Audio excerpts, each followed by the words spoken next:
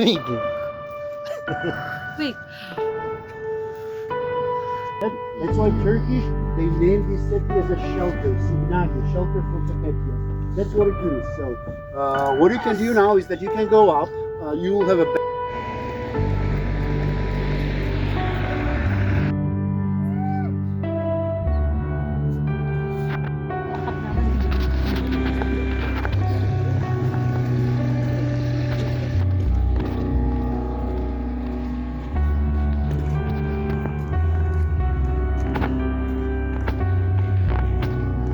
Ito yung ginagawa. Nire-repair. Сидеть здесь, ну еще хуже. Знаешь, может быть, одну можно. Mga rose, oh. Kasi winter. Walang ano. Pag summer daw, bumilita kayo dito ng summer. Talagang ang kulay daw nito ay kakaiba. May aso na naman, oh. Grabe nga.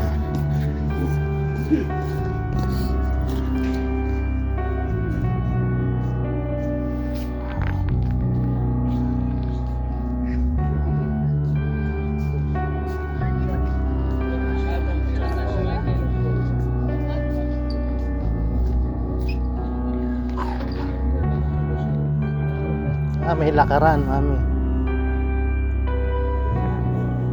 Holy Spring nandito sa baba. Doon sa baba.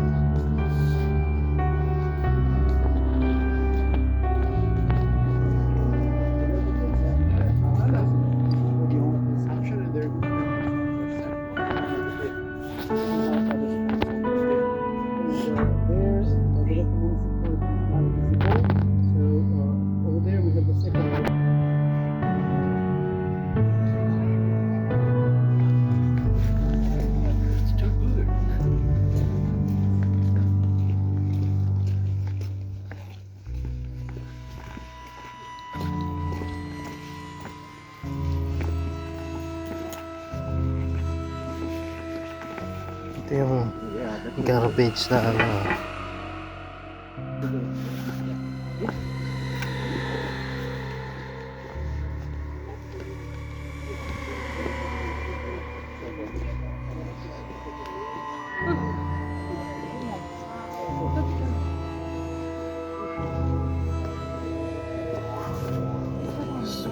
Soviet era pa to.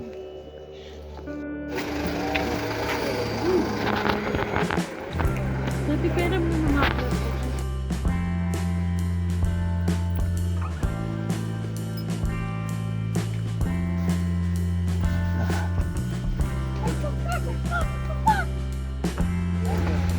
Yung electric car ang sasakyan din eh. Lilibutin yan. Kung gusto mo, ari ka din yan niya. Pero mas maganda din eh. Yun, natakbo na. Oh. Ano yan, kalsada.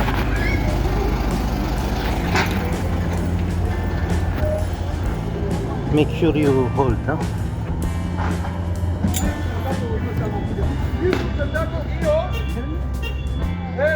Binis ba kakita yung ano? Mas maganda pala yun eh, puno-puno. Puro electric car nga dito. Talagang electric. Sabi niyo pa kung gusto niyo maglakad. Pinakamainam, maglakad para makita lahat. Video mo sila. Ayun nga, oh.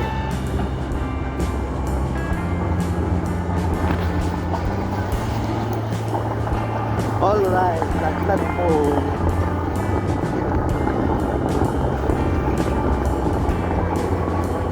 Laglag phone. Alright. Silaunang City.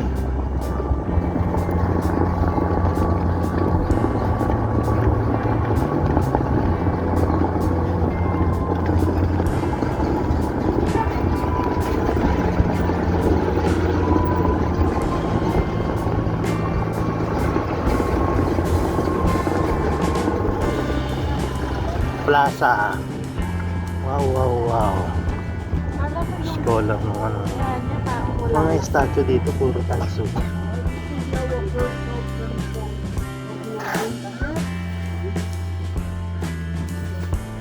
First stop. First stop. Ang ganda ng plaza dito. Nawala yung isa. Looking at the other side.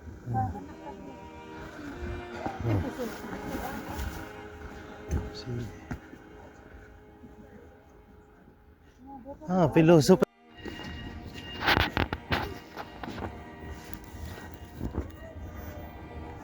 Dudashvili.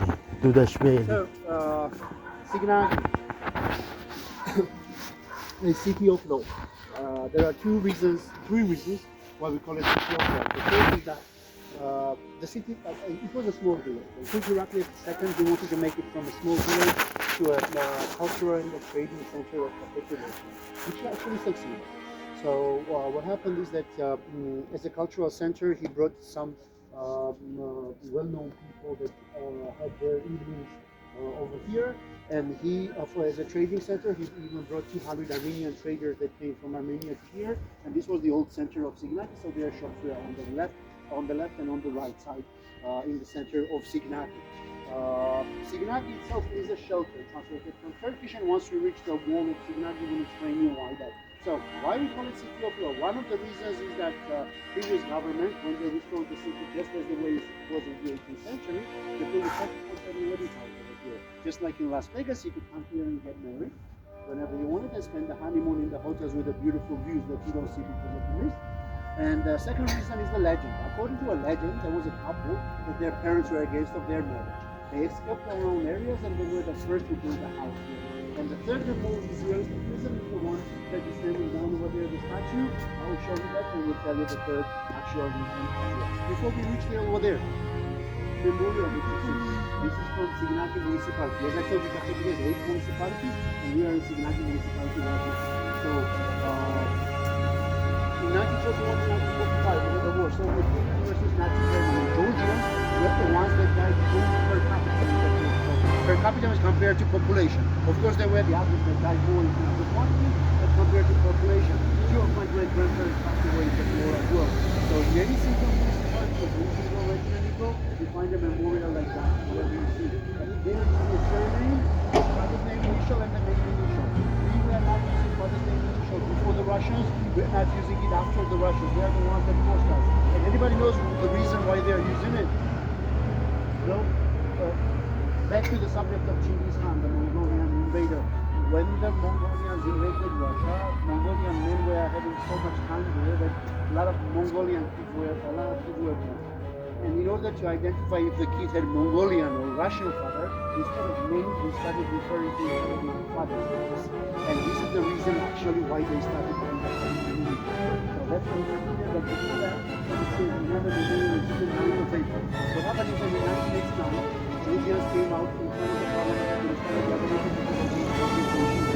and the Soviets, they sent some soldiers there, they shot them there, they took the national army, the soldiers, and many more afterwards. So, why is it that the difference?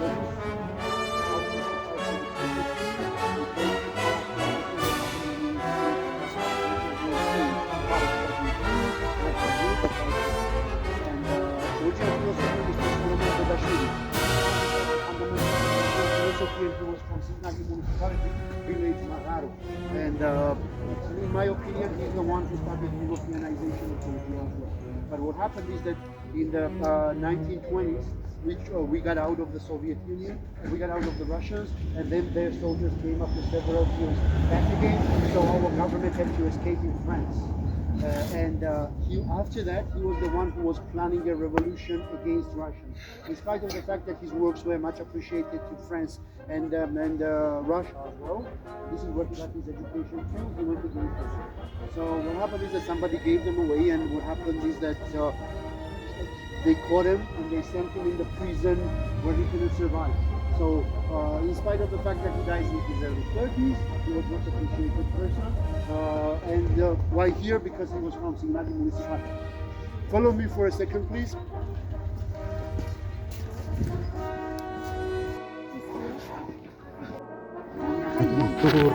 Tour. Oh.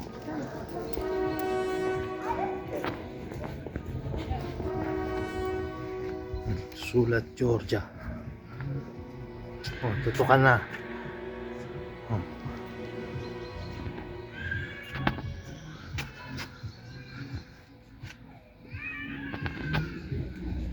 Daming rose dito.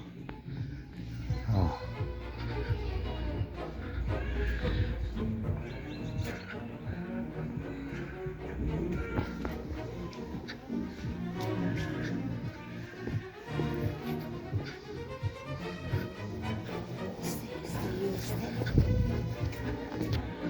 Wow, wow, wow.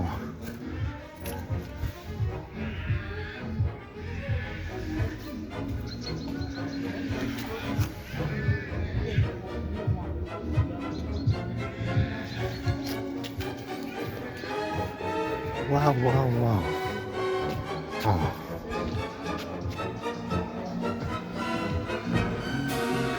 Sulit na sulit yung punta dito. Iba yung lamig dito. Iba yung lamig.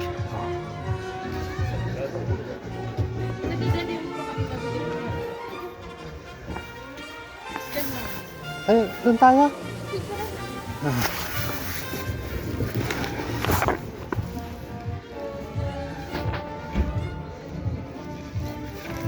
Good job.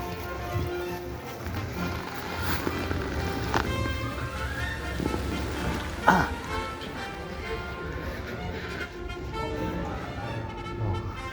Habaduni Hotel. All right. Laglag punta. Chalabaw ni. Snuri.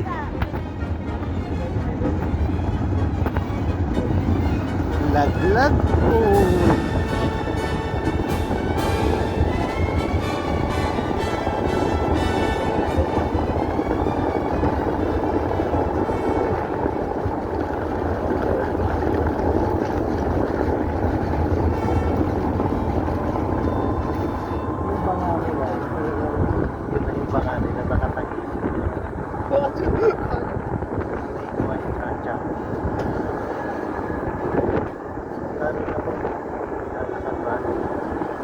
Gloves. Ayaw ito, no?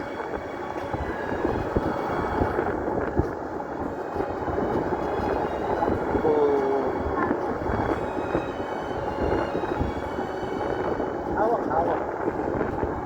Ito yung napagkakahawak.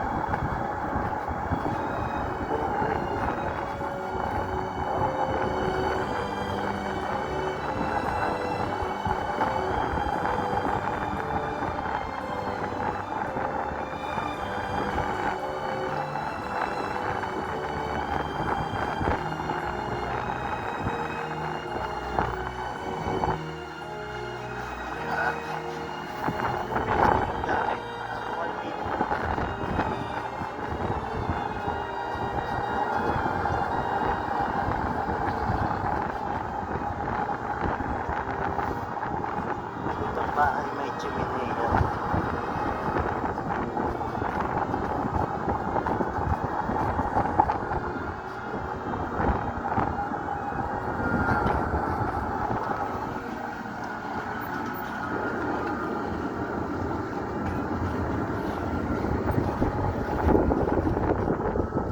Bahay modern na. Napansin mo yung ceiling nila dito? Siling Labuyo.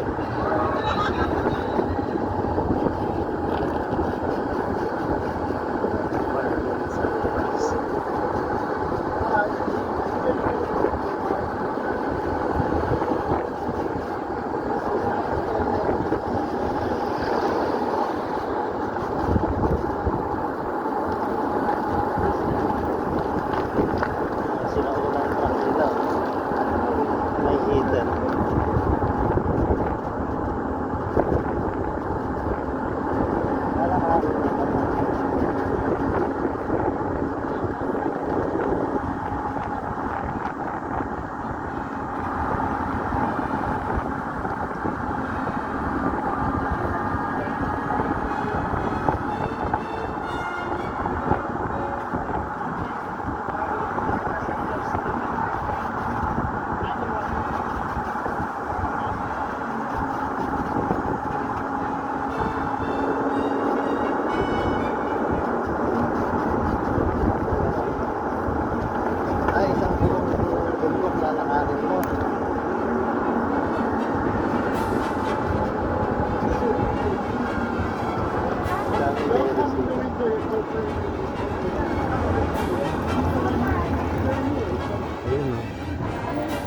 Castillo.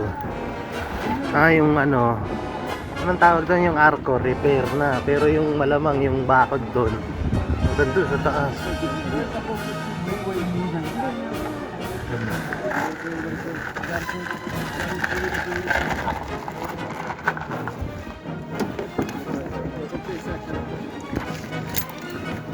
Ay, baka dito, marami. Namog. Oh. Dito.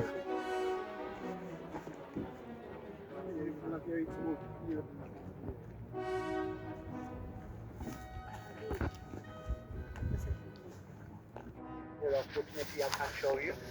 And this is the second longest Georgian Born River. Uh, the settlements, I just want you to notice that further than that are the commercial farms, all right? The settlements are narrowed to the Signagi itself, okay? And we'll tell you why once we reach down over there. So behind it, we have commercial farms of Cajetians, and this is where we find more than... Yun, ating lalapitan na rin. Ano kaya ang nasa butas na rin?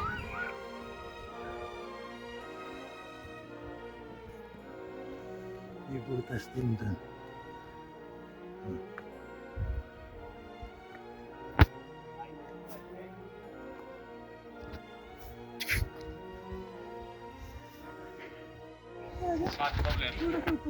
Okay, no problem. Okay, look. Pupunta tayo dun sa Great Wall of Georgia. Snagi.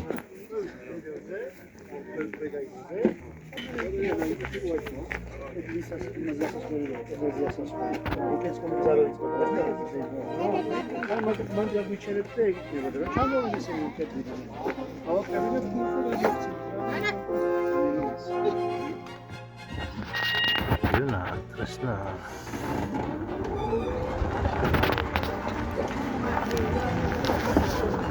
Wala.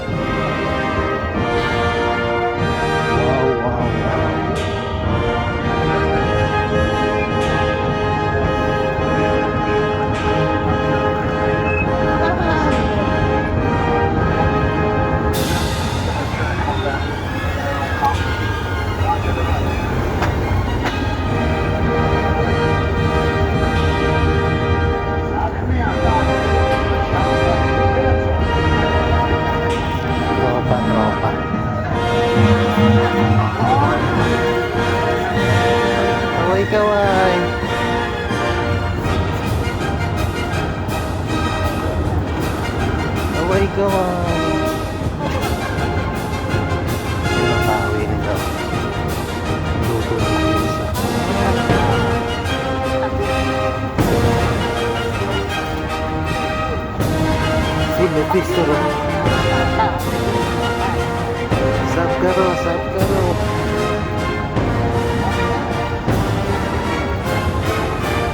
Ayun.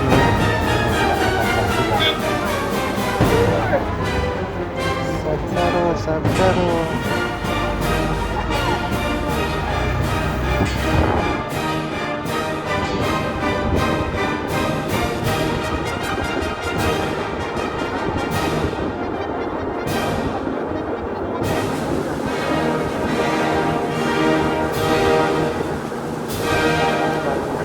Yun ang wall. Doon tayo galing. Yun ang sa kapila.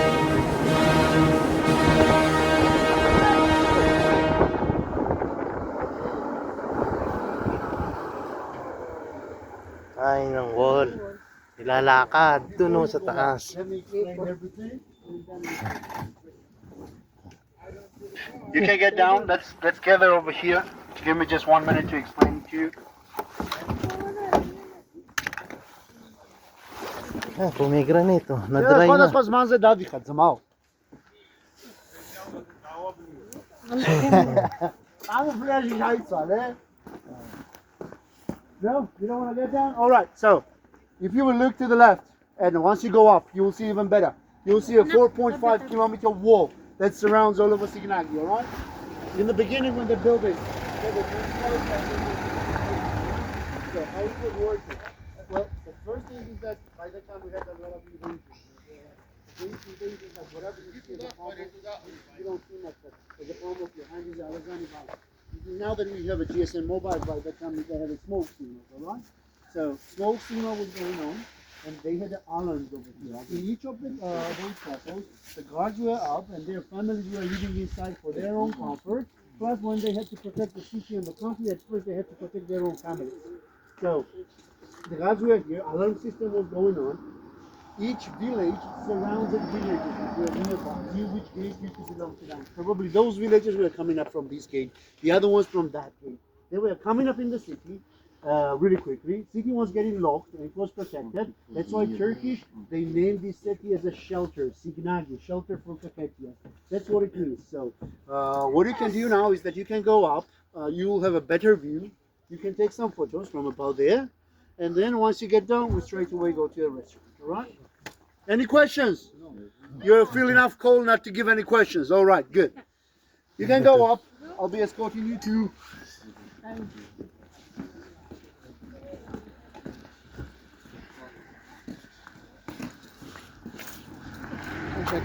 Side ka ro, side ka ro.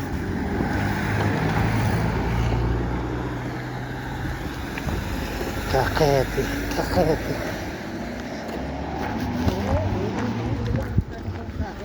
Ano yung asong yun? Half Dalmatian, half brown.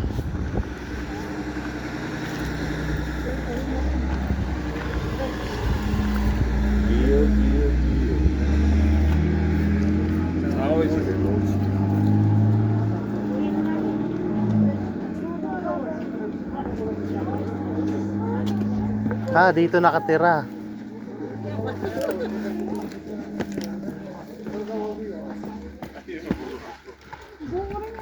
Para sa smoke signal. Oh guys, you don't want? Okay. Careful. Yan. Matagal na tong bato na to, oh. Lumang luma na.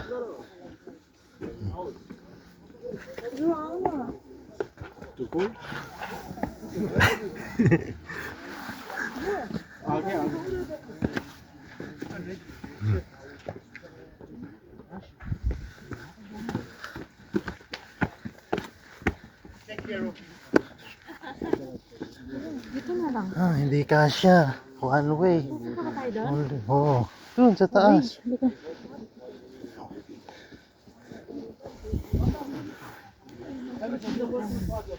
So, oh.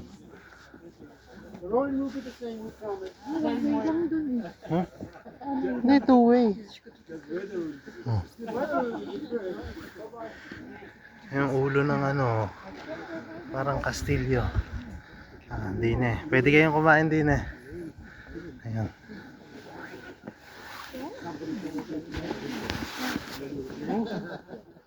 Ah, hindi na tayo pupunta doon.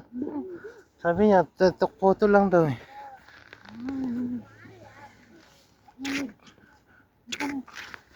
Okay na. I'm sorry.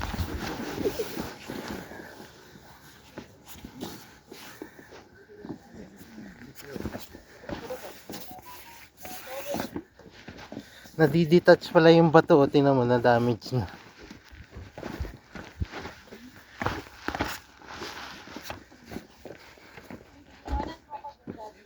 Oo.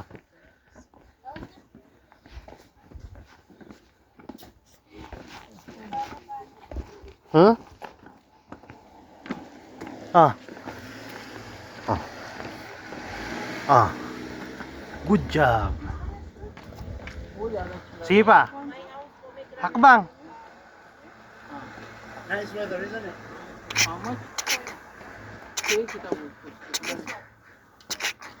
Hindi ka na ganun.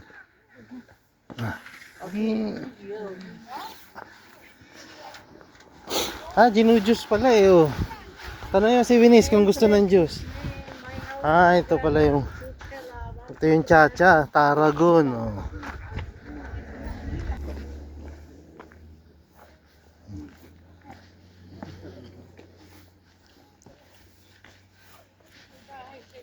Ha?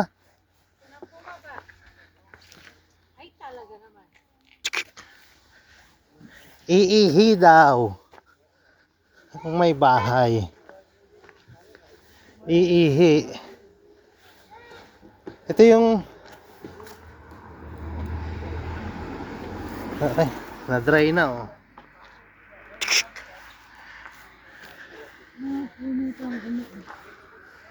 Ah. Ang daming tao dito. Hanggang dun. Yun, yung electric car na Mercedes magtutur sa inyo dito. Okay, dito rin 20 per person. Yan. Kids are free. Yun, tapos na sa castle. Ah, sa Great Wall. Biyahe na. Kaso,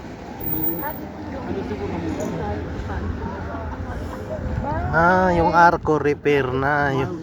Yung ano, repair lang pala yung arko. Dapat pinicture mo yung Shiglani. Signal. Signal. Ha? Snow? Ito ba kayo sa sasakyan? Dito din tayo sa Do we have any seats available? No?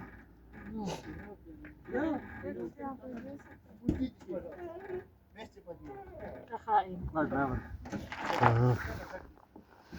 I'll take the driver with me. He's hungry too. Yeah. Baby 40. No, you pay for the car. Kakain na din, syempre. Oh. Thank you guys. Ayan.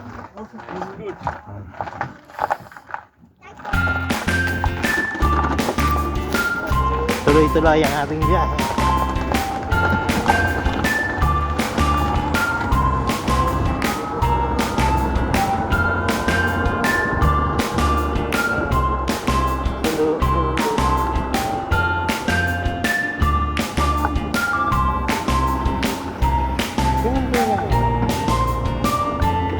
At least naka ano pa.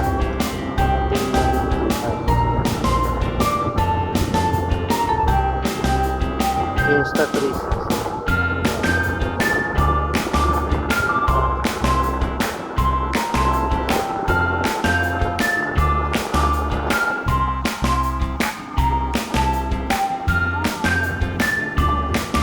Ayun.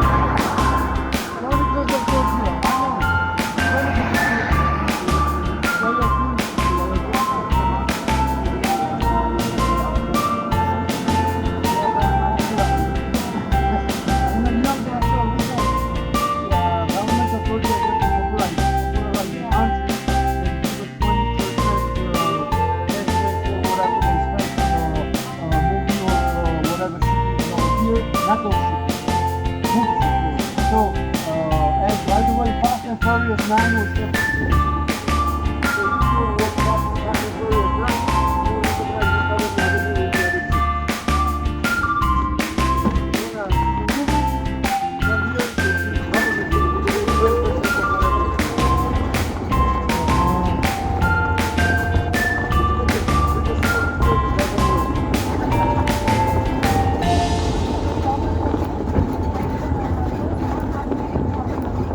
For the bloggers, they have a special campaign that actually goes to the Ministry of the Tourism, and then they do it. Okay, here we get down. And follow me, please. We're going that way. Kakain na.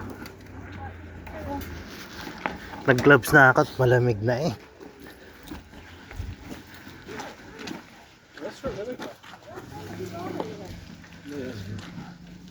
Let's wait for.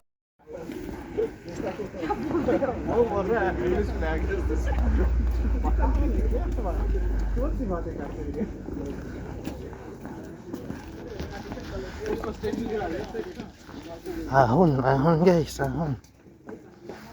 May topi sila oh. Topi.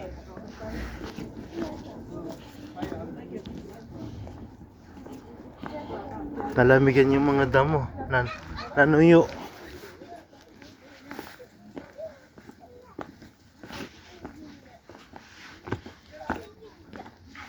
Mami, smile.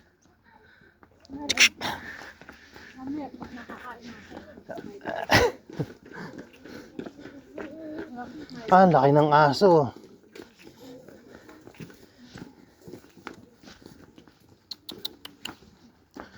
Laki ng aso, mabait. Ah, yung mga matatakotin sa aso, magparni kayo sa Georgia. Ay hindi kayo matatakot din eh. Pagka babait,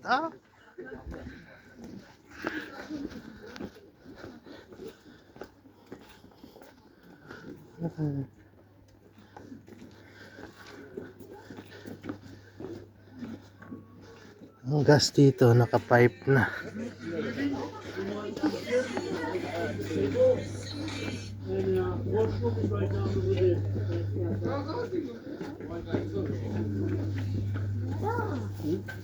What is your pen? Bibi. Mami, may pork chop. May pork chop dun, oh.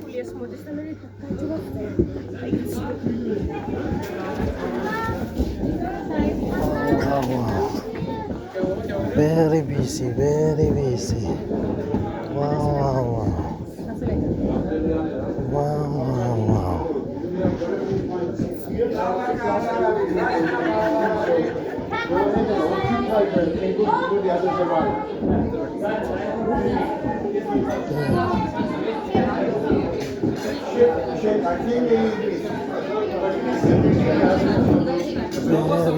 Saan? Doon ka?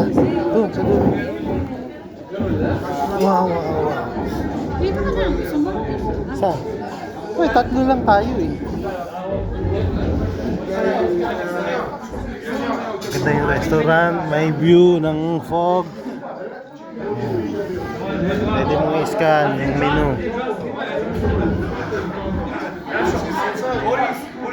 Maganda. Meron din sa labas. Pwede kayong magano sa labas, sa open air. Smoking area. Luluto si chef po. Georgian cat po. Pa isa. Mukha ni Robin. Ang bibilog. Mabibilog. Yun, gabi na. Hindi na tayo naglalakad. Medyo lamig na. High elevation kasi.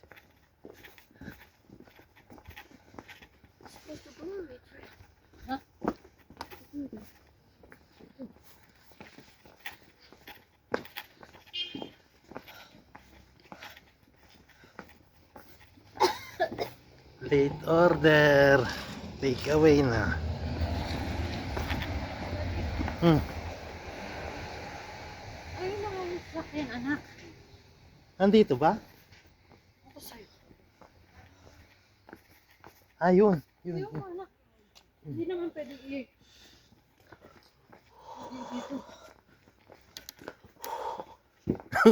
Tingnan mo sa camera. Ako. Ang lamig. Wait. Gawa ng ilaw. Oh. Ako magbibigay muna ako ng 24/7 wedding house up over there. And the public registry is right next to it, so we can make it really official. Look at right. Anybody wants to? Yes, I had yes, Jesus, man. yes, yes, yes, yes. Yes. He's saying the same thing. Police. Yes. Yes, yes. Who's getting married? We don't want to marry.